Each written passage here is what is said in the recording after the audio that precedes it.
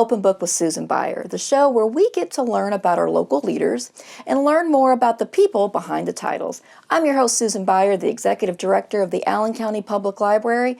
We're here in Studio B in Access Fort Wayne at our main library in beautiful downtown Fort Wayne. I'm so excited to chat with our guest today because he is one of the first people I met when I moved to Fort Wayne 4 years ago. And, fun fact, he is one of the reasons why I am here sitting in this chair today. Please help me welcome the Executive Director of Fort Wayne Trails, Kent Castleman. Hello, Susan. Hello. Glad to be here. Yes, so a little backstory for our audience. When I was interviewing for the Executive Director position a little over 4 years ago, you were a leader on our library board and part of the personnel committee. Did you chair it? I did not. I did not. Ben Eisbart chaired it. Yes. But I was on the search committee, and yes. Yes. So I really have you to thank for me to be here. Well, it was wonderful to interview you and have your enthusiasm and energy, and that's the one thing we were looking for in our next director, and so it's just great to have that continue on. So thank you for accepting, and it's been great to work with you over the years. Yes, and now we're full circle, and I'm interviewing you about your day job. You have many roles in the community, but let's get into the day job, Fort Wayne Trails. What is the mission of Fort Wayne Trails? Yeah, absolutely. Fort Wayne Trails, we're very unique in the role that we play, but we are a nonprofit partner for the development of a connected multi-purpose system of trails in Allen County. And so we work with the different municipalities to do planning work and work with the communities and community members and make sure that their voices are also heard in the process so we can also advocate for trails needs. And then the other unique role that we play is the private fundraising portion, that we help bring private philanthropic dollars into the system because of limited resources, of course, in the government sector for trails. We bring that philanthropy in to help get more trails on the ground. 2024 was a record year for Fort Wayne Trails. Why do you think that was? Yeah, absolutely. Our system reached 1 million trail uses on the trail counters that have been out for more than 2 years. And I believe it was that way because our community is really embracing the trail system and really understanding how to use it to not only, go on a recreational run or bike ride or something along those lines, but our trail system is really built to be a transportation system. And so there's more and more people using that. And from organic growth over last year, we saw a 5% increase in the usage. What do trails add to a community? Yeah, absolutely. We talk about it a lot in the economic development circles that, we don't have oceans, we don't have mountains.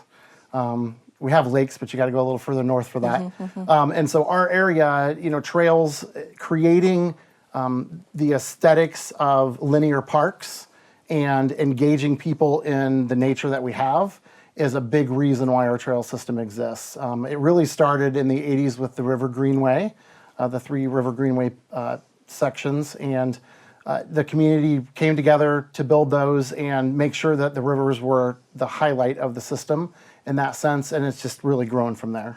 I love how you promote trail-friendly businesses, and I get such a kick out of Cookie Cottage being a trail-friendly business. Yeah, you got to balance, you have to balance. That's right. You can start your ride with a cookie, and or end your run with a cookie, whatever it is on that end of it. But the point of the trail-friendly businesses and the partnership that we have with those trail-friendly businesses is also a part of operating the system, because two requests that we get on the trail system a lot is to have more restrooms and to have more water stations. But plumbing, building restrooms, all those kind of things, they cost hundreds of thousands of dollars in the public sector to build those. And so really we are working to build more trail-friendly businesses that are willing to let people go in and be a part of using their restroom, without having to purchase something or getting their water refilled or things along those lines. But of course it works for the business too, because it gets people in their door. Absolutely. But that's a big part of why the trail-friendly businesses exist. I'm going to buy a cookie. Yes, absolutely. How can people be good stewards of the trails when they're using them? Sure, that's a great question. We just had a conversation this week in our office that, and I'm going to take stewards on, I'm going to say the user side of the trails, and then I'm going to take the stewardship side of caring for the trails. So on the user side of it, being a nice person on the trails is beyond just being friendly. It is when you're passing people on your bike, you're using your bell or you're shouting out, passing on your left or on your left. It's those verbal cues. The rules of trail usage are on our website, and people can visit that to understand the rules of the trails. The other thing that we're really trying to promote on that is a lot of people have earbuds in or wear headphones whenever they're out on the trails. We love the fact that they do that. However, if you have both of those in, you're out of the environment that you're currently in. And so we ask people just to keep one earbud in so they can be alert to the surroundings around them. So that way, if there is, a biker passing or a runner passing or something, they're well aware of what's going on. So on the stewardship side of things for caring for the trails, it's a lot like parks. Pack it in, pack it out. From that standpoint, if you're, drinking a cup of coffee while you're working and it's in a disposable cup, take that back to your home with you, or find, a proper disposal of it. Don't, toss it along the side of the trails. If people really want to get deep into caring for the trails, we operate the Adopt a Greenway program. And that allows for organizations and businesses to adopt anywhere from 1 mile to 3 mile stretch of the trail system. And it's similar to the Adopt a Highway program, that we encourage those groups to go out 3 times a year to pick up the trash and litter and things along those lines, or report issues if they see issues with the asphalt or the concrete or something along those lines, or if there's tree branches that are hanging in a certain way, they can report all that back to us, and then we can work with the municipalities to get that stuff taken care of as well. How can people find out where the trails are? Yeah, that's a great question. So there's 3 different ways from that. We have an annual trail map that we produce. We actually have multiple maps now, which I know we're talking about a little bit too, but we have the Allen County-wide trail map, and then we have the downtown trail map. And so those are available at a lot of places. They're available at all the branches of the Allen County Public Library. Matter of fact, I just took 2 boxes to the Georgetown branch this week. Thank you. And so the paper maps are one. We also have a trail app, and so a smartphone app, and you can open that up and it shows the trail system on it, but it also shows where those trail-friendly businesses are, where the restrooms are, the amenities of the trail, things along those lines. And so the trail app, and we are developing that every year. We add things to that trail app and develop it and make it better, and it's starting to become a really good tool that people use. And then the third way is through our website.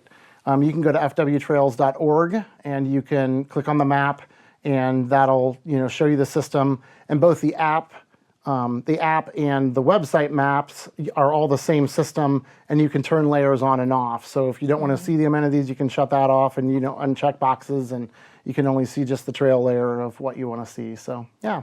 Are the trails accessible to people with disabilities? Absolutely. So when the trails are built, they're all built to minimum ADA standards. There are a few sections of the early Greenway that are not very friendly to that population. However, most of the trail system is built to ADA standards or above, and so there's that component. And so we want to encourage people of all abilities to use the trails. That's definitely a part of it.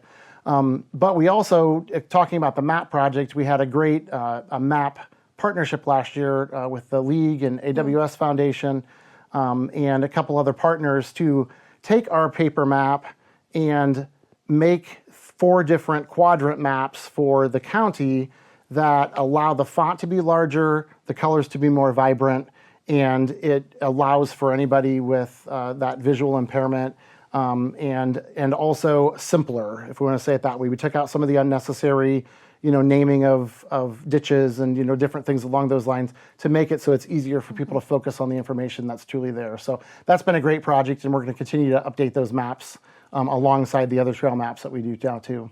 When you think of trails, you might immediately think of country and nature, but there are urban trails as well, right? Absolutely. So our system, is very much an urban system from that standpoint, connecting people to lots of destinations within Allen County and within the community.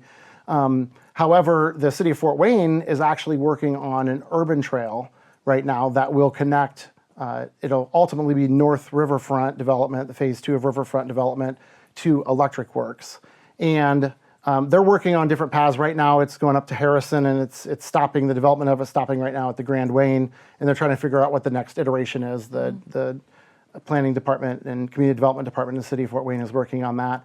But we are getting very involved in that now and having some conversations so we can bring the community alongside that. In Indianapolis, a lot of people know of the Cultural Trail down there, and we'll probably never have the Cultural Trail because it was started with a $90 million endowment from a donor.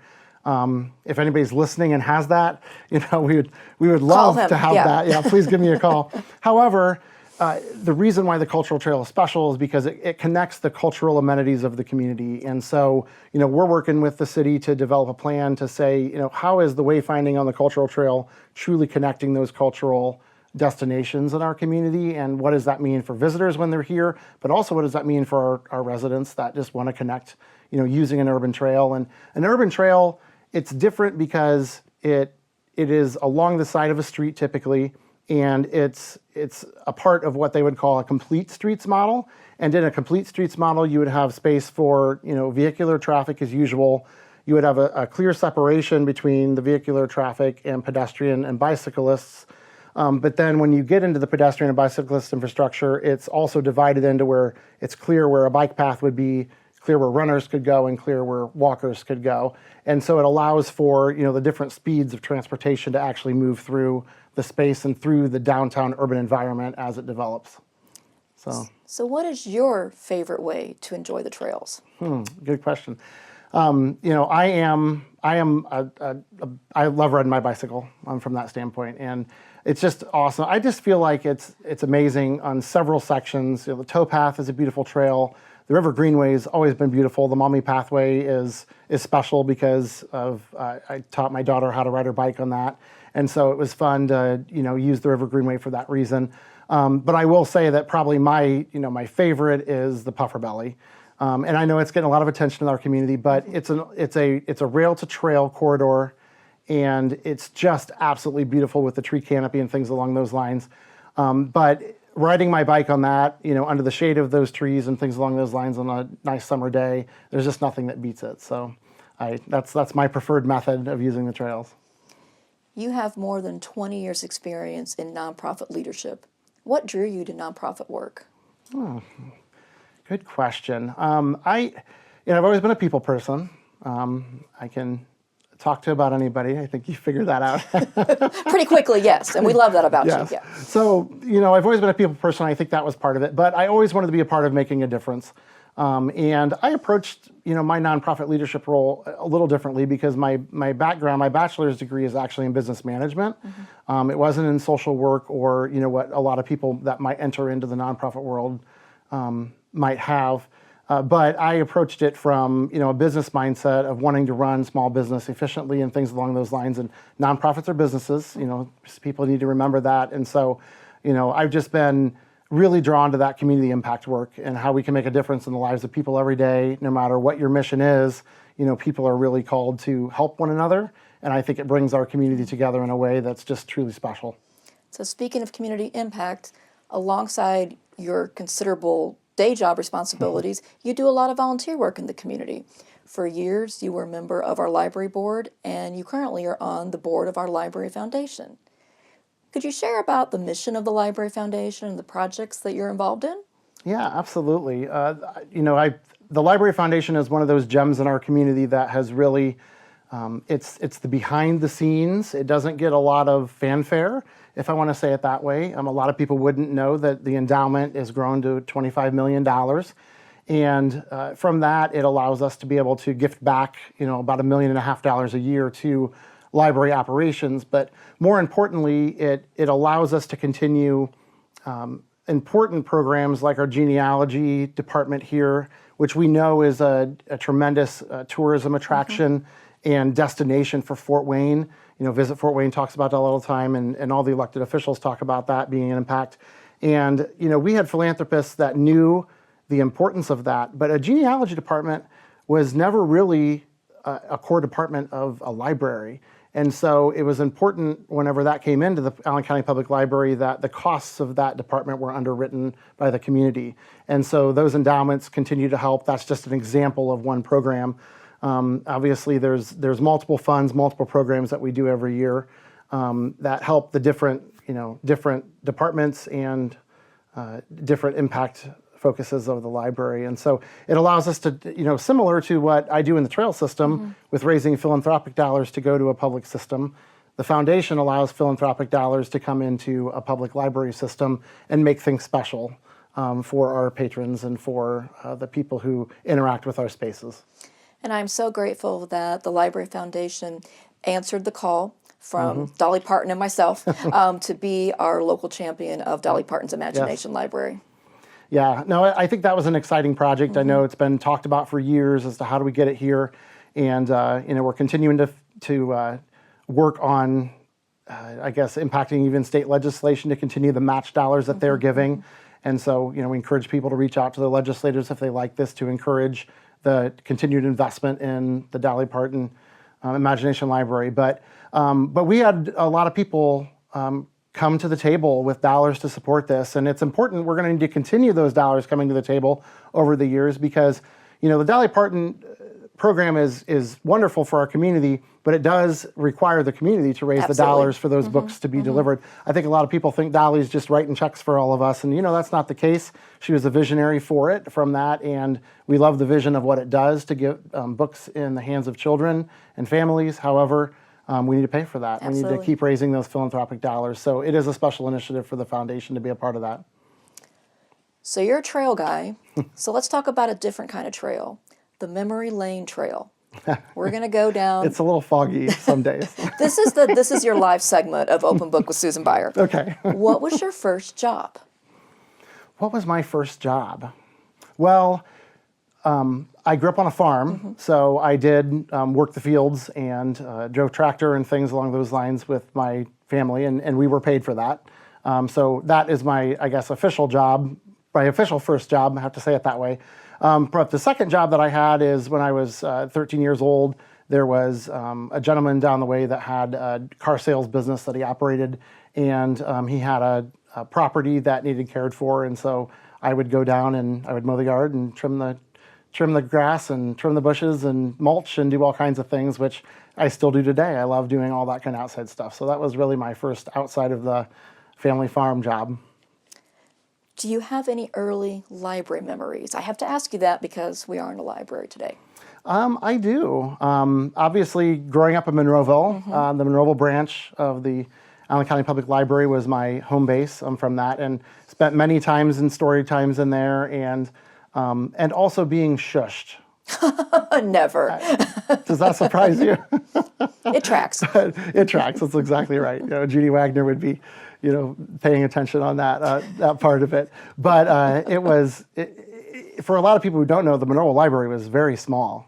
And I don't know the exact dimensions, but it wasn't very big at all. And so you truly had to be,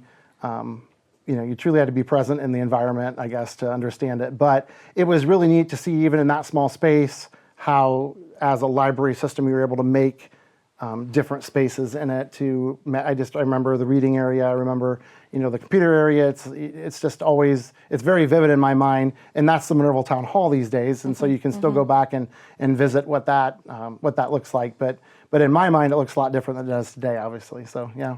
It's a really special branch. Yeah, it is. Anytime you walk in, the staff can pretty much tell you to a person who's in the library. It's such a community, and I love it so much. Yes, absolutely. Yeah. Yep. It's like a big warm hug every time you walk in. Yep. Do you have a favorite childhood book? You tipped me off on this one. I did. And so I had to think about it. and honestly, that memory lane is a little foggy. I remember my older siblings. I remember the process of books more than I remember a specific book. And I remember my older siblings. I'm the youngest of 7 children.